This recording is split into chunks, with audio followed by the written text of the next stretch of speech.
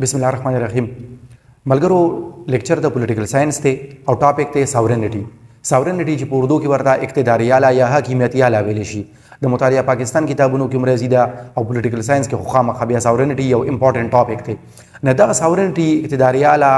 دا څه شی دی نه دا ټولو نه برتر او اعلی اختیار دی د ریاست چې د ریاست سره په لاس کې دی د ریاست ځکه ریاست دی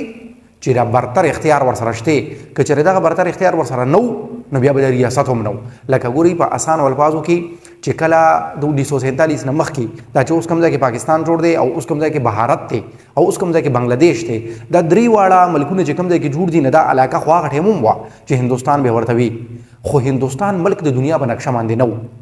او پاکستان ملک هم د دنیا په نقشه نه ولې نه ځکه چې دا برټش انډیا وه او په اصل کې هغه اوچت اختیار اعلی ترین اختیار انګریزانو سره دا به چلیدو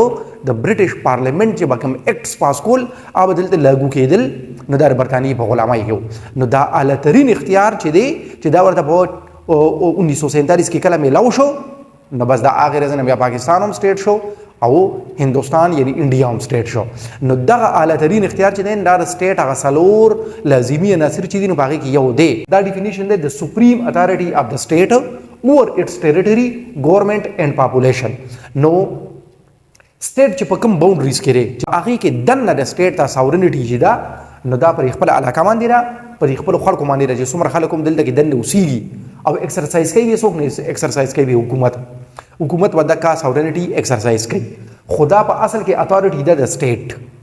نو ساورنټي خو دې ته وایي اوس د دې فیچرز نه هم تاسو ته پته ولګي چې دا څه شی دی نو فیچرز اف ساورنټي دا چې ګورئ یو خو سپرمیسي چې دا د ټولو نه برتر اختیار دی سپریم پاور دی سپریم اتھارټي ده نو څنګه سپریم ده ګورئ چې اوس د سکول او د کالج کوم پرنسپل دی نو هغه خود مختار نه دی که نه هغه خو د ډسټرکټ کې چې کوم ایجوکیشن افیسر ناست دی د هغه په اډر به چلیږي او ایجوکیشن افیسر په خپله په ډسټرکټ کې د ډي سي په اډر به چلیږي د ډي سي چې کوم دی بیا په ډیویژن کې کمشنر ناست دی د کمشنر د پاسه په صوبه کې چیف سیکرټري دی چیف سیکرټري د پاسه چیف منسټر دی وزیر اعلی دی خو دا وزیر اعلی صوبایي حکومت دا په خپله خود مختارانه دی ځکه چې مرکز کې کوم حکومت دی دی د هغې انډر دی نو دا مرکزي حکومت چې کوم دی دی سره چې کوم اختیاري نو دا په اصل کې هغه برتر اختیاري نو ساورنټي سپرمیسي ده د ټولو نه اعلی اختیار دی که د دې اختیار د پاسه بل اختیار راغی نو بیا خو دا اعلی اختیار نشو نو چې تر کله هم دا اعلی اختیار نه وي نو دا بیا ساورنټي نه ده پرمننټ نو دا پرمننټ دی مستقل دی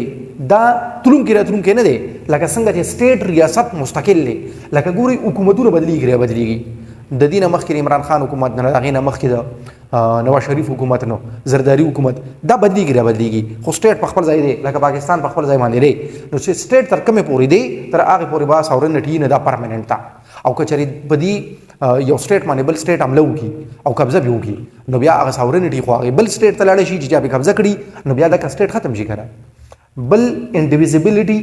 چې دا انډیویزیبل دی لکه دا د دې تقسیم نه کیږي داسې نشي کیدی چې د سپریم پاور چې دی او د سپریم اتھارټي نو دا یو سټیټ او بل سټیټ یو بل سره وویشي که چېرې دا وویشلی شو بس دا به ختم شي نو ناقابل تقسیم دی بل چې دی دا ورپسې چې دی ان الاینبلټي دا ناقابل انتقال دی دا ته یو کس بل کس له نشي ورکولی او که چېرې دا یو کس بل کس له ورکو نو بس بیا خو سټیټ ختم شو لکه څنګه چې په 16 دسمبر 1971 باندې پاکستان د سرنډر په کاغذاتو باندې دستخط وکړل نو چې سرنډر په کاغذاتو باندې دستخط وکړل نو د هغې په آوټپوټ کې بنګلادیش جوړ شو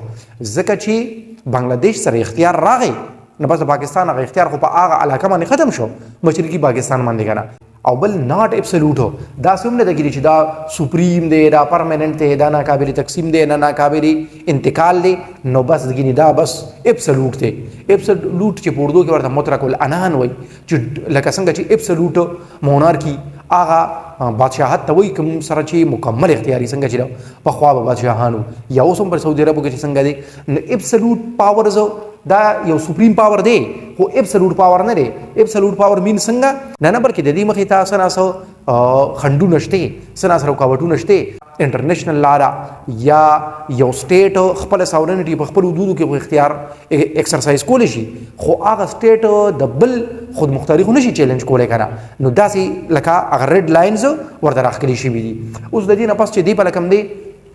نو چیلنجز ټو ساورنټي چې نن سبا په دنیا کې دغه سپریم پاور ته سپریم اتھارټي ته ساورنټي ته څه چیلنجز دي هغه چیلنجز څه دي ګلوبلایزیشن چې موږ ډیر زیات نومورو پولیټیکل ساينس کې دا یو امپورټنت ټاپک دی د هول ورلد از ا ګلوبل ویلیج چې ټول دنیا چې کوم دی نه دا یو کلی دی اوس یو کلی جوړ شو دغه ګلوبلایزیشن د وجې نه وایي ساورنټي ته خطره ده څنګه ورته خطره ده نو دا ملټي نېشنل کمپنۍ چې ما څنګه ووي نو په افریقا کې کمزوري ملکونو کې داسې هم شوي دي ملټي نېشنل کمپنۍ په یو ملک ته راغلي دي او هغوی هلته کې کاروبار شروع کړی دی او هغوی د خپلو پیسو د وجې نه دومره مضبوط حیثیت اختیار کړی دی چې هغه بیا د هغې سټیټ خودمختارۍ ته خطره جوړه شوې ده او حکومتونه بدل کړي دي نو دا یو چیلنج شو انټرنیشنل ارګنایزیشن داسې چې اوس لکه یورپین یونین ارګنایزیشن دی نو د یورپین یونین کې 27 کنټریز دي اوس دې 27 ملکونو کې چې کوم دا واړه او لږ کمزوري ملکونه دي نو کله نه کله د یورپین یونین د وجې نه هغوی یو کار نه غواړي خو هغوی د یورپین یونین د وجې نه وکړي لکه پرشر برداشت نه کړی شي نو ساورنټي خطره نه شوه یا آئی ایم ایف هم یو انټرنیشنل فاینانشل ارګنایزیشن دی کنه نو د انټرنیشنل فاینانشل انسټیټیوشن آئی ایم ایف یا ورلډ بینک چې دی پاکستان د دې په اشارو باندې نه چلیږي نو دا ساورنټي ته خودمختارۍ ته یو خطره شوه کنه states interdependence on each other د سټیټ دا چې په یو سټیټ په بل سټیټ باندې دومره انټرډیپندنسي ده چې بیا هغه سټیټ د دغه سټیټ یا مضبوط سټیټ چې کوم دی